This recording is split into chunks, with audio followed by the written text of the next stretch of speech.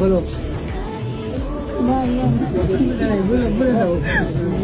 আমি তো বলতে পারি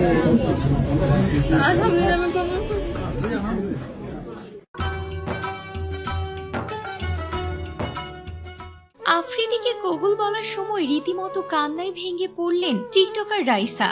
সেই ভিডিও এখন সোশ্যাল মিডিয়ায় ভাইরাল হয়েছে, যেখানে দেখা যাচ্ছে কাজী তাকে আলহামদুলিল্লাহ কবুল বলতে বলায় সে সময় রীতিমতো কান্নায় ভেঙে পড়েন রাইসা এবং কাঁদতে কাঁদতেই আলহামদুলিল্লাহ কবুল বলে ওঠেন। সেই মুহূর্ত এখন সোশ্যাল মিডিয়ায় ভাইরাল হয়েছে।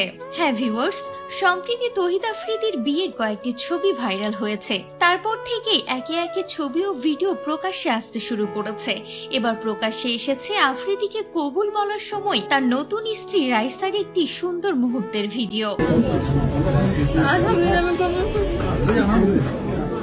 আফ্রিদি ও রাইসার দীর্ঘ 4 বছরের প্রেম পরিণতি পেয়েছে।